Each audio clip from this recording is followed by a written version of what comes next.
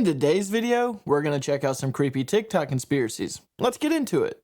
So just recently, scientists had a conversation with a whale, and what they're hoping to use this information to learn how to communicate with aliens. When I first seen this, I'm like, what in the world do y'all think sea life and aliens have to do with each other? And it came right to my mind. The real extraterrestrials are in the ocean. The real extraterrestrials, the real aliens are the whales, the dolphins, the jellyfish, most of sea life. And mind you, the oceans connect all realms. You interdimensionally travel through the ocean or through the earth. It's not out in space somewhere like they showed y'all in movies. The real extraterrestrials are deep in the ocean. Yes, it's facts. Why do you think they're correlating these sea life to aliens or extraterrestrials? What in the world do they got to do with each other? That's because the real extraterrestrials, a real group of extraterrestrials are in the ocean. And then you got other groups that's on land. And then you got other advanced groups that's beyond our known land, which is beyond the ice wall. But the real extraterrestrials are in the ocean. NASA started out in the ocean, y'all. And then they lied and said, okay, we about to go explore space. The only reason they did that was because they seen something in that ocean that they wasn't fucking with. The real extraterrestrials are literally in the ocean. The megalodons, the huge octopus, all of it. The leviathans, all of it. The ocean is too damn big for there not to be extraterrestrials in the ocean. Literally. It's just like the earth is too damn big for there not to be giants and shit. It's the same thing. But yes, the real extraterrestrials are in the ocean. Facts. So let me know what y'all think about this in the comments. I'm pretty sure that's false information about NASA actually doing work in the ocean. I could be completely wrong, but I'm pretty certain that I seen that was not true information and that they've always only worked on space. Not to say that there's not extraterrestrial somewhere in the ocean, because it's so huge, why would there not be? And it also makes me wonder if they're trying to communicate with dolphins and whales because maybe governments know that in outer space, maybe there is astral sea life. Like there's creatures of the sea, but in space. And they're just trying to learn how to communicate with these creatures so that they can communicate with those creatures. That's like an off-the-wall topic. But other than that, I do believe that there could be a lot of different life forms in the ocean that we're completely unaware of, probably even lost civilizations that are still functioning today. It's just so hard to reach them because you have to have extremely advanced technology to allow you to live under such depths. Let me know what you guys think about these theories. Padre Pio, he had this prophecy. He talks about 3 days of darkness right before the Lord comes. It was one of the most terrifying things I've ever read. So he talks about these 3 days of darkness, and the Lord basically fed up with the sins of man. And he urges everyone, all the believers, to barricade themselves inside, close their windows, shut their doors, and don't exit the house for 3 days. Fire will rain down. There'll be poisonous gases. But he said the War of 1950 shall be the introduction to these things. That was the start of the Korean War. So it was a separation of North Korea and South Korea. They got the bombs. If you're a believer, then that means do what you can to fulfill you believe your calling is. And so that's good. Live like you were dying. Tim McGraw. That's what you should be doing. If we're thinking that the end is near, kind of live your life like the end is near, you know? Yeah. But if it doesn't happen, part of the then your life was like, I don't know. Heavy stuff, dude. Heavy stuff. hey, look. Oh, look at that. What is that? Look. Is that a little penguin or something? Penguin. Aw. Hey, look. That is super cute. That makes me feel better. So the Tucker Putin interview that happened recently.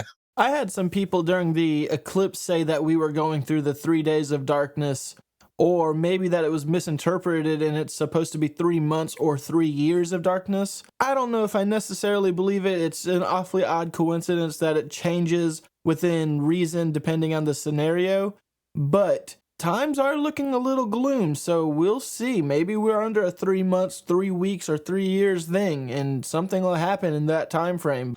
So for the past couple of days, you guys, India has been getting bombarded with tornadoes of mosquitoes. Y'all, check this out. These are all mosquitoes. Those are all mosquitoes. There's like twisters and twisters of mosquitoes, y'all. Check this out. It's just crazy. You can see them in the lens. So you guys know how it's been flooding and raining everywhere You guys know that, right? So India has been one of the spots where it has been flooding a lot. So because of this, there has been a lot of water, excess of water, and this is causing mosquitoes. They call them the netizens. The netizens, it's telling them to use flamethrowers because it's so much out there, y'all. Look at that, y'all. Jesus. Now, what would you do if you saw tornadoes of mosquitoes like this, y'all? How would you escape that? That's crazy. Like, where's it all coming from? Look at that. You can even ride your motorcycle or moped in peace without being, but wow. Yo, that's just insane, y'all. This area has resulted in rising numbers of mosquitoes. But I'm just, look at that, y'all. It looks like DNA strands, right? But where are they all coming from? This is where I want to know. Where are they coming from?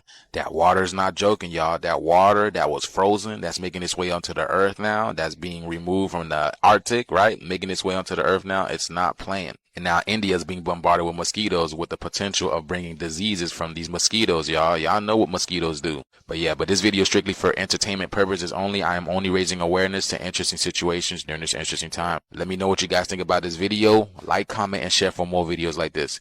Thank you for tuning to my frequency. Let's get this shift, y'all. Peace in. That's got to be one of the next to most wildest things I've ever seen. Those were literal tornadoes of supposed mosquitoes. That's terrifying. That's like if one of those tornadoes just landed on you, you're just eaten to death by mosquitoes. I have a lot of mosquitoes here where I live, but nothing like that. Not tornadoes of them. That's just maddening. It makes me wonder if that's like some kind of government experiment or something going on, because that's just unnatural looking. Or maybe it's natural and it's just par for the season, but that just is wild to me. I've never seen tornado mosquitoes. That sounds like a movie title. Hey, if you haven't done so already, go ahead and like the video and subscribe to the channel. I only ask once per video and I make a video like this almost every day. And for the people that are subscribed to the channel, thank you so much for being subscribed. And to the people that are not subscribed, I still appreciate you nonetheless. Thank you for watching. And don't forget, if you want to be a part of Questions for DK, where I answer personal questions about conspiracy theories or theories in general, leave a comment starting with Questions for DK so that I can find it in YouTube search results and answer those questions in a future video.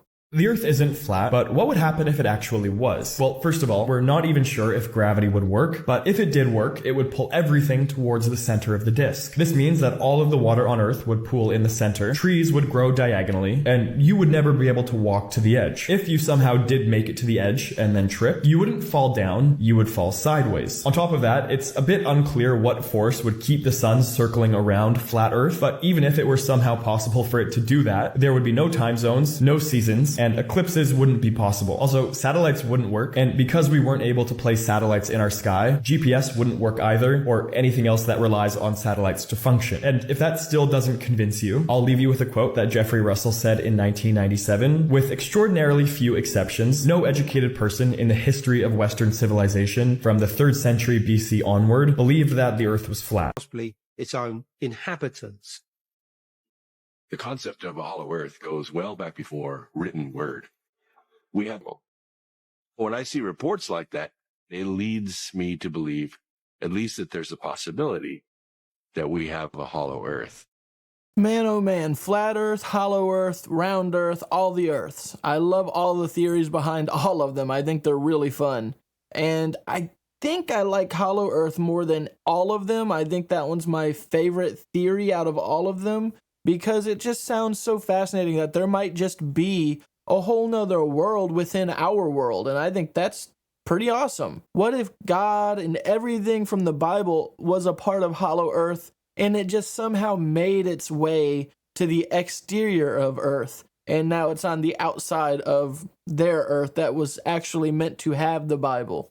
That would be kind of crazy. I know a lot of things don't add up for that, but that would still be a really interesting theory to think about nonetheless. I know there's a lot of people out there with firm beliefs on flat Earth, globe Earth, some on hollow Earth. I just really enjoy the theory behind it all. I cannot say what I am necessarily, and if you've been on this channel for a while and you know me, you know I'm not a glurther, you know I'm not a flirther, and I don't really have a term for a hollow Earth, like a holurther? I don't know. Maybe you can come up with a name for a hollow earther in the comments because we need one for that. Beliefs aside, if you had to pick a theory of one of these topics, which one is your favorite to theorize about? Hollow Earth, globe Earth, flat Earth? Let me know in the comments because there's so many different discussions that can be made about all of them. The CIA currently estimates that on planet Earth, there are now 30 million ET human hybrids on our planet. Some law enforcement and ranchers had actually seen beams of light emitted by unidentified aerial craft in the sky.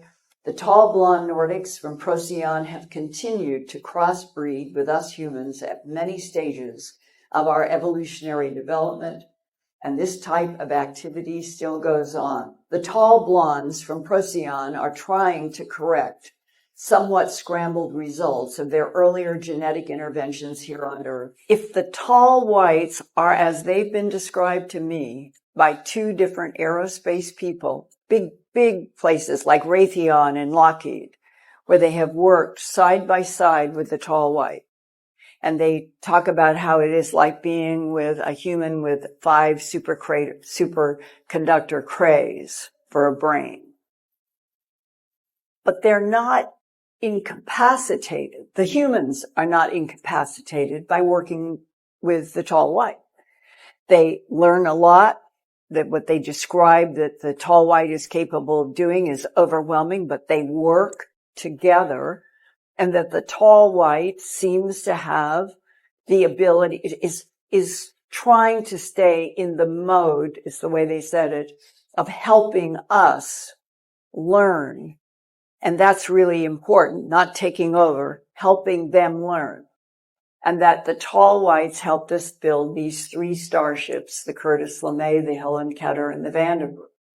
From my mind, it seems like that if the tall whites are introduced by not just our government, let's say the way we have global meetings, it would be where a lot of countries were represented. And they introduce the tall whites, and they do it in a way that is collaborative. They're helpful. All of these human leaders are saying these have been helping us.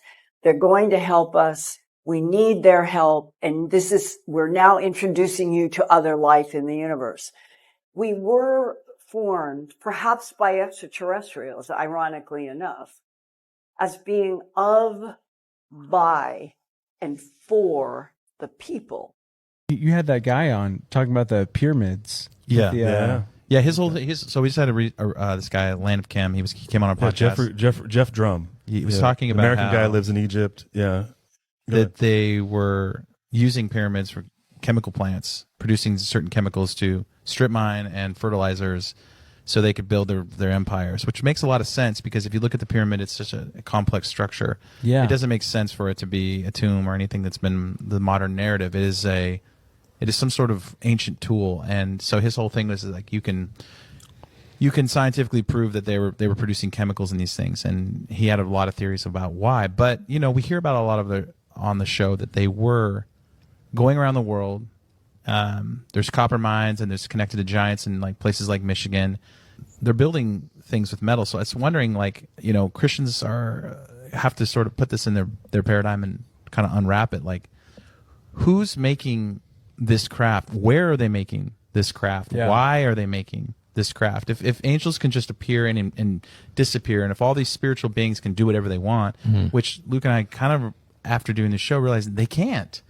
You're giving godlike qualities to lesser, create spiritual, I guess, created beings, but we're somewhere on that totem pole, right? Yeah, they're maybe a little higher than we are, but they can't just do whatever they want to do. Yeah, and they need materials like we do, and they're going around. Yeah, and so are they coming here to get metals? And I think that gets into a lot of like the ancient alien stuff, and I think they have a lot of bad historical data to kind of prove their point. I think that the Anunnaki and some of those ideas that's just the Sumerian version of like the Genesis 6 event. And they sort of like create their own little narrative with like more of a Marvel spin to sell books and to get people to have like, okay, we can believe in these ideas, but we don't have to include God. Yeah. That's exactly it though, right? Yeah. Why is the lens flare from the sun a honeycomb? And why are multiple people seeing it? Over the last couple days, I've come across these videos showing this glare from the sun. Now, I thought it was a coincidence the first time around. However, there are multiple people from multiple different areas experiencing this glare from the sun. There's a gentleman on here that explains it really well. If you look at the glare from the light, it clearly matches the light. Now, I need to know, you guys got to tag me in videos if you guys seen this, but look. This has only happened over the last couple days. Multiple people all experiencing the same weird glare. It's in the shape of a honeycomb. Is anybody else noticing this, experiencing this? Please tag me in any videos if you're seeing any more of these, because I want to see how many people are experiencing this. And I too am going to go out with my camera later to see if I get the same glare. And this is only recently started over the last couple days, because I haven't yet seen anything posted outside of the last couple days. So has anybody seen this prior to the last couple days? Like, what is this? Why is this? And that's really strange because, you know, there's talks of fake suns in the sky. Like, are you serious? Like, if that's true, if there's a fake sun in the sky and you can't tell the difference from the real one, then that whole 3 days of darkness could clearly be happening, or has happened, or at some point happened. We would never even know it. I am home alone. I'm hearing my own voice upstairs. The door won't stop knocking, and there's nobody there. This door keeps banging. I thought I was hearing my voice. Nobody's there. Go away! Open the door. Ooh, that was right over my shoulder. Who's? I'm giving you one chance to leave. I know what you're doing. It's not scaring me. It's not scaring anybody else. You need to leave now.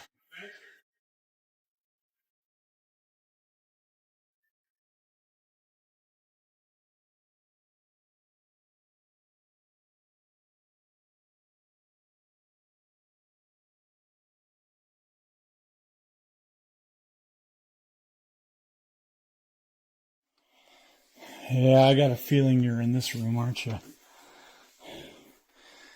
Are you in here?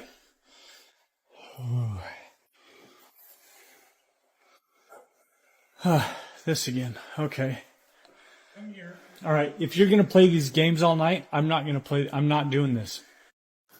Right. This is the original video. I played a bit with the lightning so we can have a better understanding on what's going on. If you pay close attention, you can see this ring light of the sun passing through the moon where it shouldn't happen.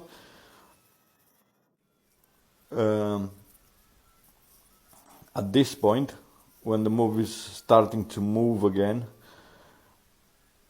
it breaks the ring, and now the ring passed through the moon. So what the hell?